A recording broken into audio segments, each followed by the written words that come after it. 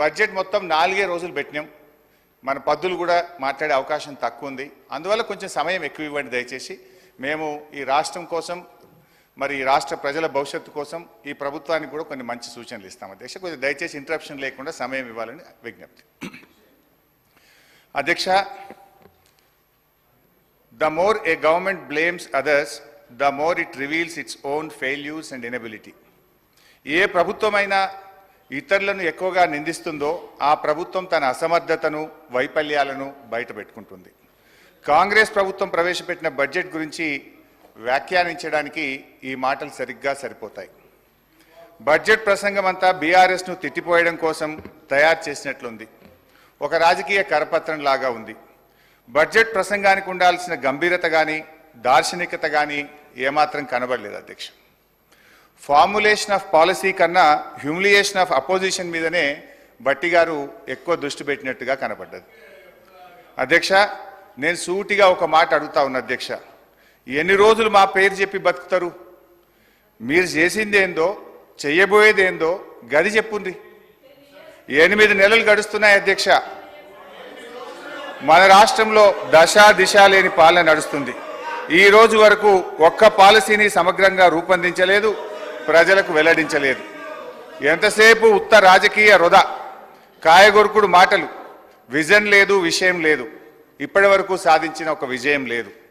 ఆర్థిక మంత్రి గారు స్వీపింగ్ కామెంట్స్ చేయడంలో సిద్ధహస్తులని ఈ బడ్జెట్ నిరూపించింది. ఒకవైపు బీఆర్ఎస్ ప్రభుత్వం గత 10 ఏళ్లలో అన్ని రంగాల్లో పూర్తిగా వైఫల్యం చెందిందని రాశారు. మరొక వైపు ఇదే బడ్జెట్లో రాష్ట్ర తలసరి ఆదాయం 3,47,229 రూపాయలని పేర్కొన్నారు. ఇంత సెల్ఫ్ కాంట్రడిక్షనా అధ్యక్ష? ఇంత కన్ఫ్యూజనా అధ్యక్ష? ఇంత కుట్రనా అని నేను అడుగుతా ఉన్నా.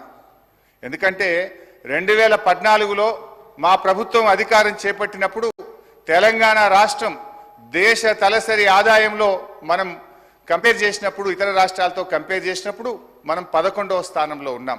కానీ మా 10 ఏళ్ల పాలన ఫలితం ఈరోజు గోవా, సిక్కిం లాంటి చిన్న రాష్ట్రాలు మినహాయిస్తే తలసరి ఆదాయంలో తెలంగాణ రాష్ట్రం దేశంలోనే నంబర్ 1గా నిలపడం జరిగింది.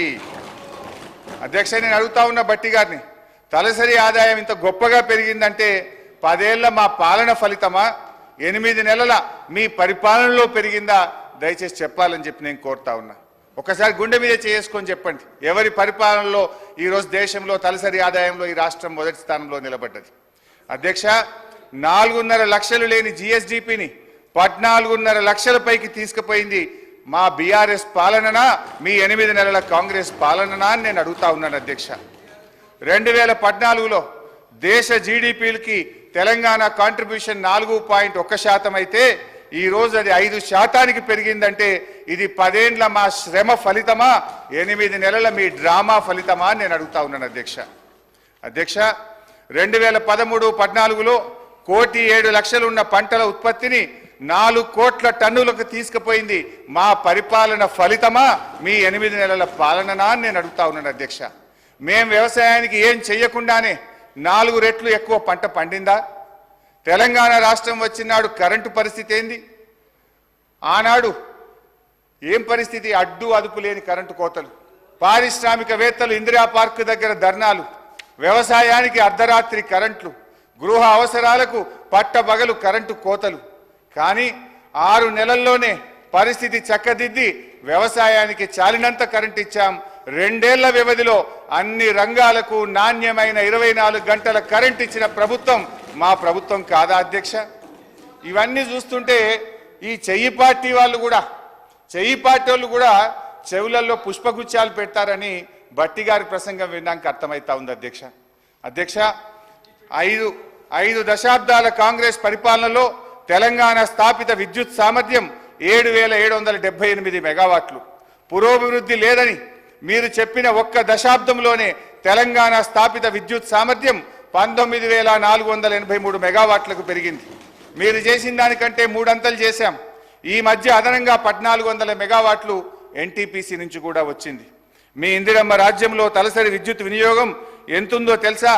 1196 యూనిట్లు. అనుకున్నంత అభివృద్ధి సాధించలేదని గౌరవ ఆర్థిక మంత్రి గారు చెప్పిన బీఆర్ఎస్ పాలనలో తలసరి విద్యుత్ వినియోగం 2349 యూనిట్లకు పెరిగింది అధ్యక్ష. ఇదంతా కాదు బట్టన్న స్పీకర్ గారు, ఇంత పెరిగింది అంత పెరిగిందని సరే లెక్కలు నేను చెప్తా, బుక్కులలో ఉంటుంది. కుల్లం కుల్లా మీరు ఒక్క 10 నిమిషాలు టీ బ్రేక్ ఇవ్వండి. నేను బట్టి గారు పోయి అసెంబ్లీ ముంగట గన్ పార్క్ మీద రోడ్డు మీద నిలబడతాం. రోడ్డు మీద పోయే 10 మందిని బీఆర్ఎస్ పాలనలో కరెంటు మంచిగుందా, కాంగ్రెస్ వచ్చిన 8 నెలల కరెంటు మంచిగుందా అని అడుగుదాం. కుల్లం కుల్లా జనం చెప్తారు కదా అధ్యక్ష. మాది బాగలేదు బాగలేదు పురోభివృద్ధి సాధించలేదని మాటలు చెప్తే అయిపోతుంది అధ్యక్ష. అధ్యక్ష చివరికి ఈ కరెంటు గురించి అధ్యక్ష గౌరవ మన సభానాయకులు ఇదే అసెంబ్లీలో అప్పుడు తెలుగుదేశం పార్టీ శాసనసభ్యుడిగా ఇటువైపు ఉండి ఆనాటి